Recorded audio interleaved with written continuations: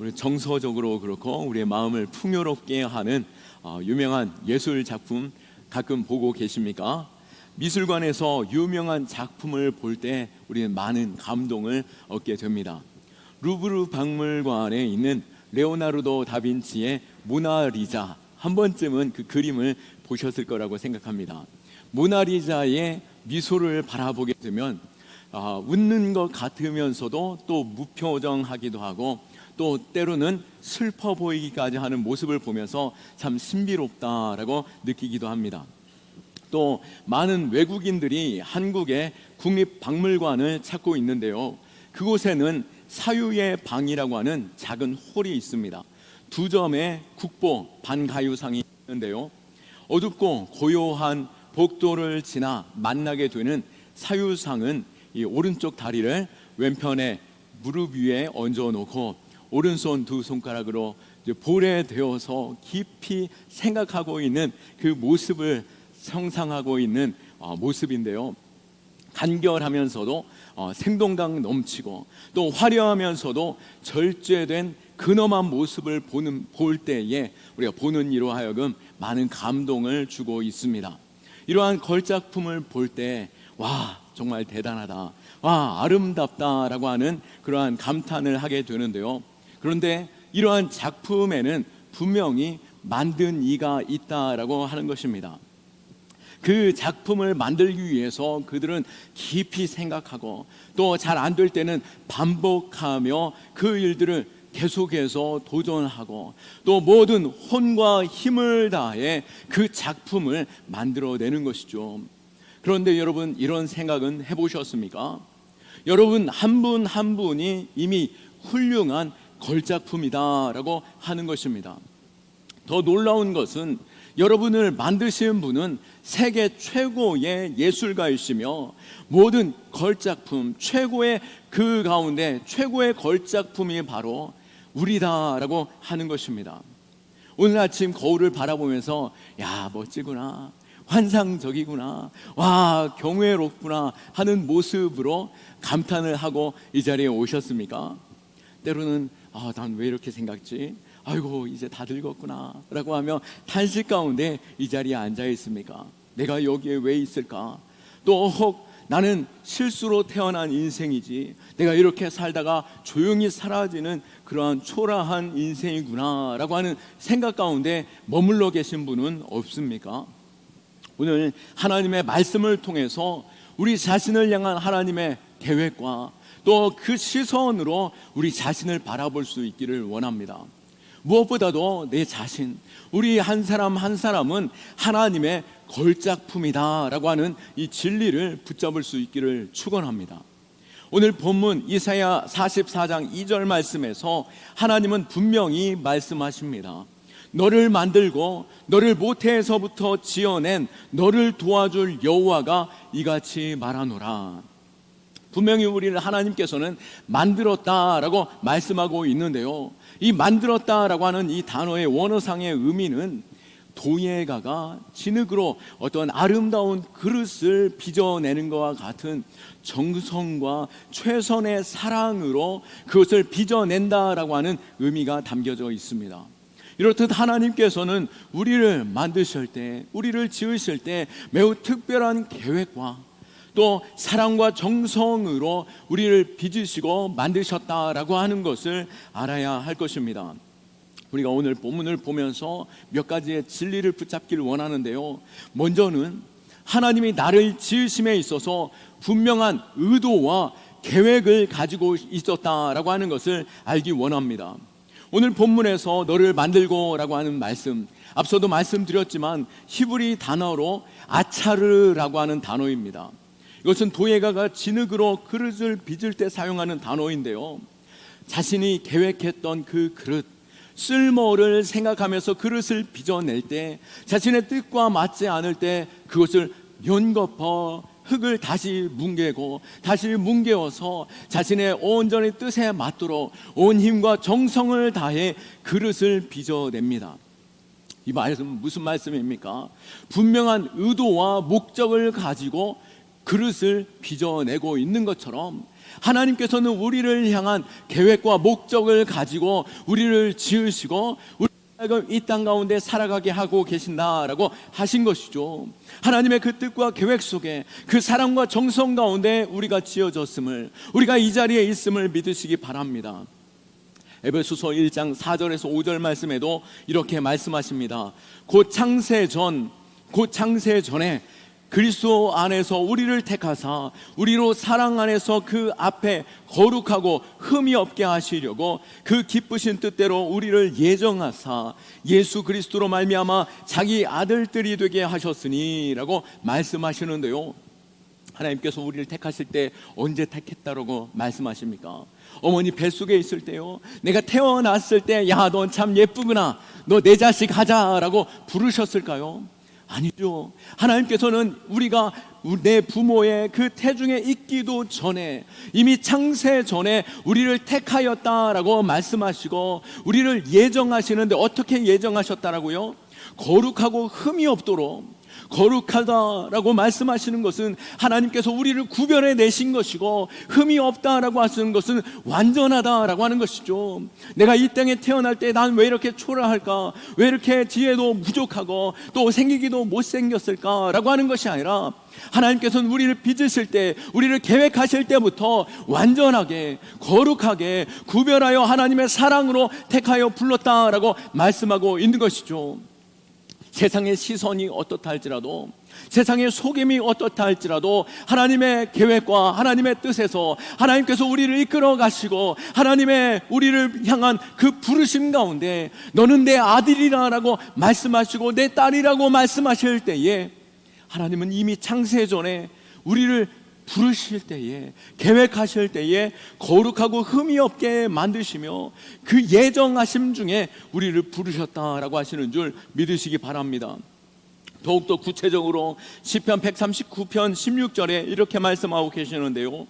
내 형질이 이루어지기 전에 주의 눈이 보셨으며 나를 위하여 정한 날이 하루도 되기 전에 주의 책에 다 기록되었나이다 라고 말씀하고 있습니다. 하나님의 계획, 하나님의 뜻은 이미 내가 태중에 있기도 전에, 이 땅 가운데 나오기도 전에 이미 계획하시어서 하나님의 거룩하고 흠이 없도록 우리로 하여금 완전한 복된 길로 인도하시기 위하여 주의 책에 미리 기록해 놓았다라고 말씀하고 계시는 것이죠. 그 뜻의 부르심을 따라 우리가 이 자리에 있는 줄 믿으시기 바랍니다.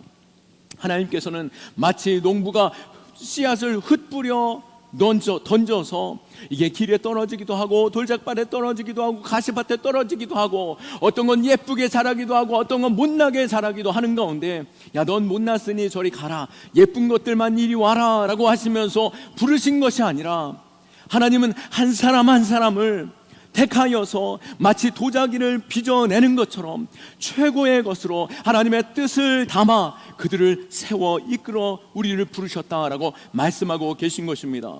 우리를 향한 하나님의 계획, 하나님의 그 목적을 우리가 알 수 있기를 원합니다. 모든 만물을 다스리는 하나님은 한 사람 한 사람을 향한 계획과 그 사랑 가운데 우리를 세우셨습니다. 여러분의 출생이 예상하지 못했던 출생이었다 할지라도, 또 간혹 그런 얘기를 듣죠.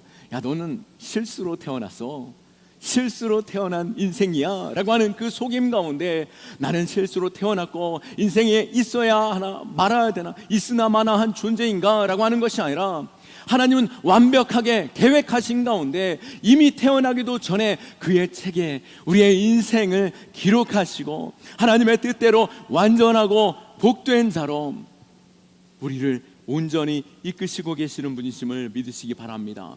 우리가 이 자리에 있음도 하나님의 계획하심 가운데 그 자리에 부르심으로 이 자리에 있는 줄 믿습니다. 에베소서 1장 11절을 보십시오. 모든 일을 그의 뜻의 결정대로 일하시는 이의 계획을 따라 우리가 예정을 입어 그 안에서 기업이 되었으니 아멘. 우리가 복을 얻고 또 하나님의 그 충만한 은혜 가운데 서 가는 것 이미 결정하셨고 그 뜻대로 우리를 이끄시는 줄 믿으시기 바라고, 우리가 우연히 태어난 것이 아니라 하나님의 영원한 계획 속에 복된 자로 하나님의 사랑받는 자녀로 이 자리에 있는 줄 믿으시기 바라고, 그 시선으로 우리 자신을 바라보며 너는 하나님의 걸작품이다 라고 고백할 수 있기를 축원합니다. 또 오늘 말씀을 보며 두 번째 진리는 이것입니다. 하나님이 우리를 정교하게 만드셨다라고 하는 것이죠. 심혈을 기울여서 만드셨다라고 하는 것입니다. 시편 139편 13절과 14절 말씀에 보면 주께서 나의 내장을 지으시며 나의 모태에서 나를 만드셨나이다. 내가 주께 감사하옴은 나를 지으심이 심히 기묘하심이라. 주께서 하시는 일이 기이함을 내 영혼이 잘 아나이다 라고 말씀하고 계십니다. 다윗이 지었던 이 시 가운데 나를 지으심이 심히 기묘하심이라 라고 말씀하고 있는 것, 나의 인생이 초라한 막내의 아들로서 누구도 기억하지 않는 그 연약한 자가 아니라 하나님이 나를 이끌어 가심을 볼 때, 하나님은 참 놀랍고 하나님의 뜻을 생각해 볼 때 어찌 나로 하여금 이 환상적인 상황 속에서 하나님의 놀라운 승리를 맛보게 하시고 이 나라의 왕으로 세우시는가. 하나님이 나 지으심이 심히 기묘하고 나를 인도하심이 정말로 놀랍구나 라고 하는 그 고백 속에서 심히 기묘하다라고 고백하고 있는 것이죠. 이 심히 기묘하다라고 하는 이 단어는 히브리어로 야레라고 하는 이 단어인데요, 이것은 무서워하다, 두려워하다라고 하는 뜻입니다. 하나님께서 나를 이렇게까지 인도하신다고? 라고 하면서 두려워하는 마음도 있겠지만 이 두려움은 공포가 아닙니다. 하나님을 향한 경외심이며 경이로우심을 찬송하는 것이죠. 겸손히 그 마음을 갖게 하는 두려움 속에서 크고 위대하심을 찬송하는 그 고백이 바로 경외함입니다. 우리가 대자연을 바라볼 때 놀라워하고 커다란 건축물 아래에서 우리가 경이로움을 느끼는 그 감정과 같이 하나님께서 나를 지으신 뿐만 아니라 나를 인도하심을 생각할 때 놀랍구나, 나를 어떻게 이 상황 속에서 이 상황으로 몰아가시고 또 그 선하심을 바라보며 하나님의 그 선하심이 나로 하여금 이 자리에 있게 하시는구나 라고 하며 그 경외함을 우리가 바라보며 찬송할 수 있기를 축원합니다. 뿐만 아니라 하나님께서는 우리를 어떻게 만드셨다라고 말씀합니까? 창세기 1장 27절 말씀을 보십시오. 하나님이 자기의 형상 곧 하나님의 형상대로 사람을 창조하시되 남자와 여자를 창조하시고 라고 말씀하십니다. 하나님은 천지 만물을 6일 동안 창조하실 때에 빛이 있으라, 또 궁창이 있고 또 육지가 드러나며 또 그 안에 태양과 달과 또 별을 세우시고 또 들짐 물의 물고기와 또 숲을 또 식물들을 만드신 후에 들짐승들을 만드시고 심히 좋았다라고 말씀하시면서 좋았다라고 말씀하셨지만 여섯 번째 되는 날 어떠셨습니까? 하나님께서는 그 모든 만물을 빚어 만드실 때에 마지막 여섯째 날 바로 자신의 형상대로 자신의 모양대로 심혈을 기울여서 바로 사람을 창조하신 것입니다. 그리고 사람을 창조하신 후에 심히 좋았더라, 이전에는 좋았더라 라고 말씀하셨지만 사람을 지으신 후에 심히 좋았더라 라고 말씀하시며 그 무엇보다도 기뻐하셨고, 왜 그렇습니까? 자신의 형상을 따라 지으셨고 또 자신의 뜻과 계획을 통해서 이 사람을 통해 온 땅을 다스리는 자로 세우셨기 때문이시죠. 하나님께서는 우리를 만드실 때 그냥 대충 만드시지 않으셨습니다. 매우 심혈을 기울여서 자신의 형상과 자신의 뜻대로 우리를 매우 심각할 정도로 잘 만드셨는데요, 우리 몸을 한번 생각해 보십시오. 우리의 심장 쉬지 않고 뛰고 있습니다. 잠을 잘 때조차도 심장은 열심히 뛰고 있죠. 심장이 멈추게 되면 어떻게 되겠습니까? 뿐만 아니라 이 심장은 어떻습니까? 분당 70번을 뛰면서 하루에 7,500리터, 우리가 1.5리터짜리 페트병을 크다라고 말하기도 하는데요, 7,500리터의 피를 하루 종일 펌프질하면서 온몸을 생명력 넘치도록 살아있도록 움직이게 하는 그 심장만 보더라도 우리는 경이로움을 우리가 표현할 수 있고, 또 우리의 몸은 100조 개의 세포로 구성되어져 있고 우리의 뇌는 1000억 개의 신경세포로 되어져 있습니다. 그런데 우리 뇌의 신경세포 하나만 툭 잘못 건드려져도 우리의 몸 한 구석이 마비가 되거나 썩어지며 또 우리의 인생조차 끝날 수 있는 인생이 될 수 있는 것이죠.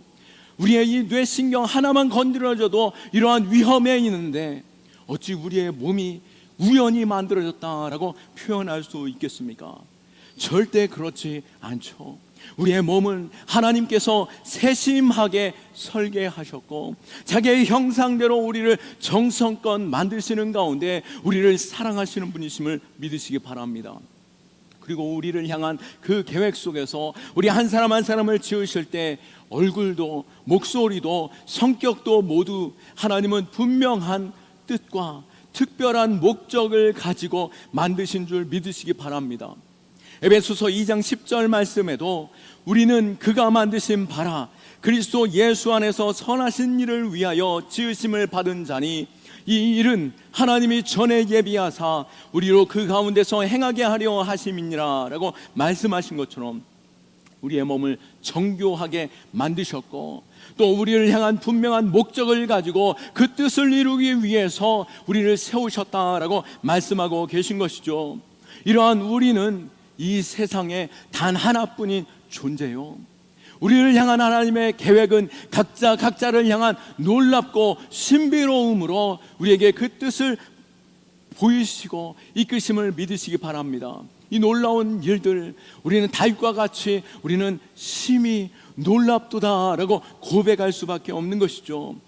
또 어떻습니까? 우리의 얼굴 모양 어떤 이 세상의 그 수많은 사람 중에도 나와 똑같은 사람은 단 한 사람도 없다라고 하는 것에서도 우리는 얼마나 놀랍습니까?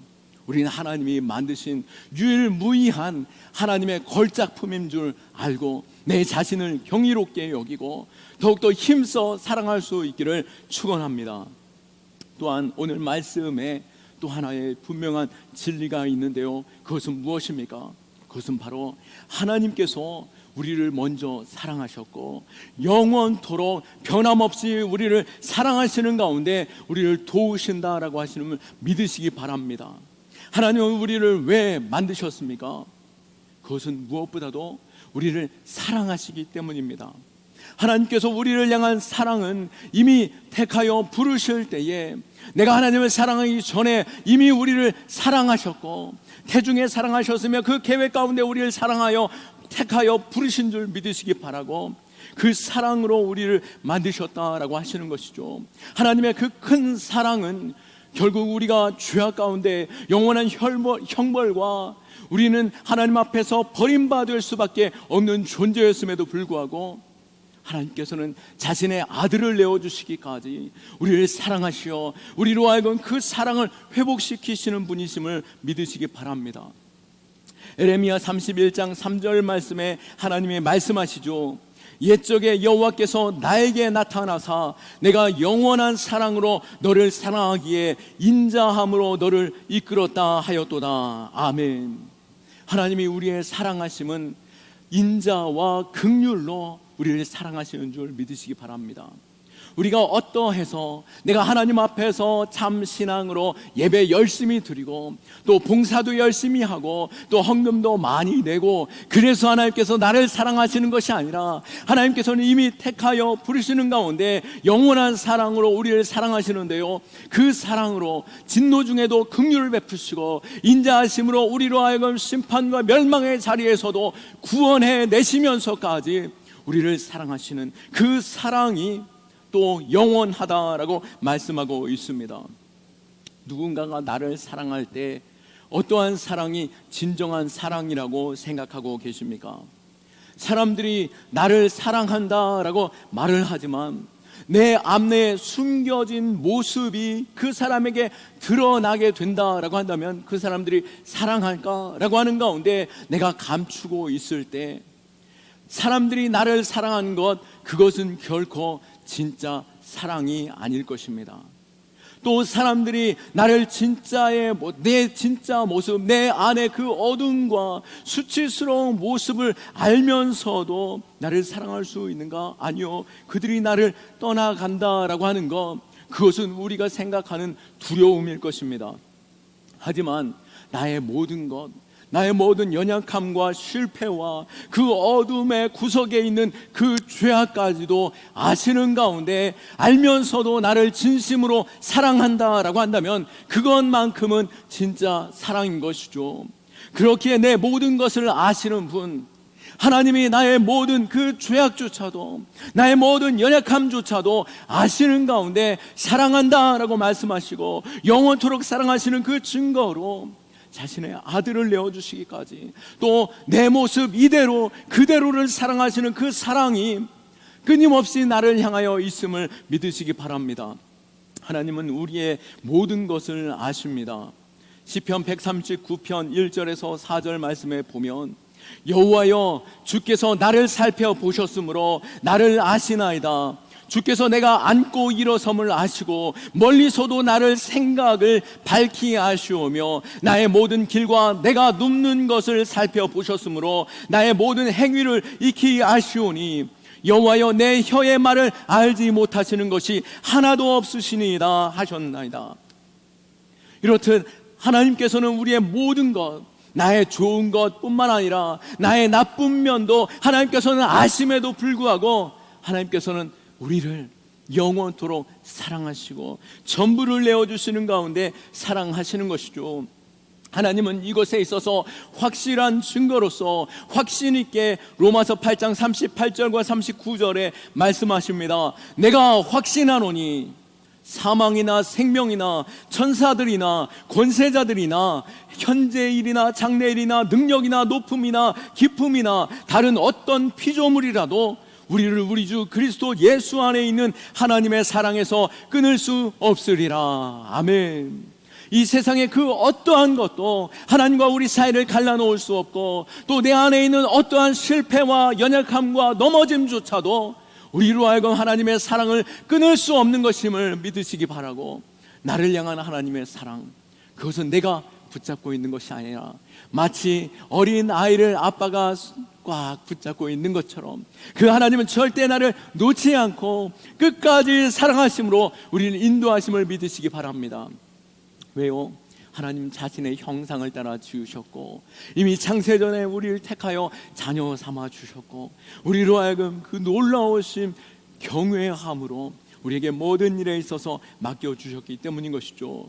말씀을 정리합니다. 사랑하는 성도 여러분, 오늘 우리가 확인하는 이 세 가지, 하나님께서는 나를 분명한 의도와 목적을 가지고 이 땅 가운데 보내셨고, 또 우리를 대충 우연하게 만든 것이 아니라 매우 정교하고 완벽하게 우리를 만드셨으며, 나의 지금 연약한 육체적인 연약함조차도 하나님의 뜻과 계획 가운데 우리의 영광을 위하여, 하나님의 자신의 영광과 우리의 영광을 위하여 지으셨고, 나를 아시고 변함없이 사랑하시는 가운데 끝까지 나와 함께 하시는 그 하나님을 신뢰하고 아직도 나는 내 자신을 모르겠어요 라고 고백하고 계신다라고 한다면, 우리를 지으신 분, 우리를 잘 아시는 분, 우리를 이끄시고 복주시는 분, 우리 하나님을 더욱더 깊이 알아감으로 인하여서 내 자신을 더욱더 밝히 알 수 있기를 축원합니다.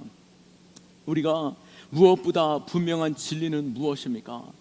나는 내 자신을 어떻게 바라본다 할지라도, 또 세상이 나를 어떻게 바라보며 나로 하여금 어떠한 손가락과 어떠한 일로 나로 하여금 주저앉게 만든다 할지라도, 무엇보다도 나를 계획하시고 나를 지으시고 나를 이끄시고 영원토록 영원한 복을 누리게 하시는 그 하나님께서 나를 어떻게 바라보시는가? 너는 나의 최고의 걸작품이다. 우리 옆에 계시는 분에게 말씀해 주시겠습니까? 당신은 최고의 걸작품입니다.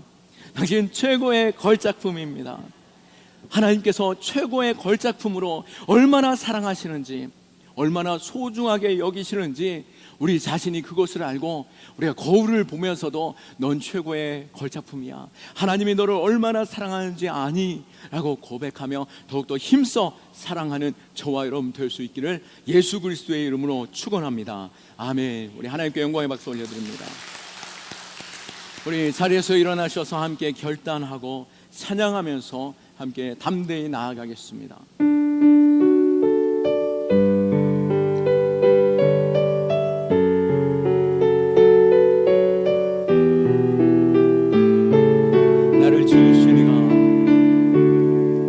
나를 지으신 이가 하나님,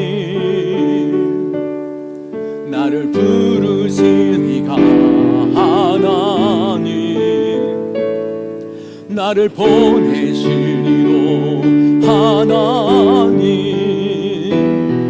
나의 나 된 것은 다 하나님 은혜라. 나의 달려갈 길 다 가도록, 나의 마지막 호흡 다 하도록,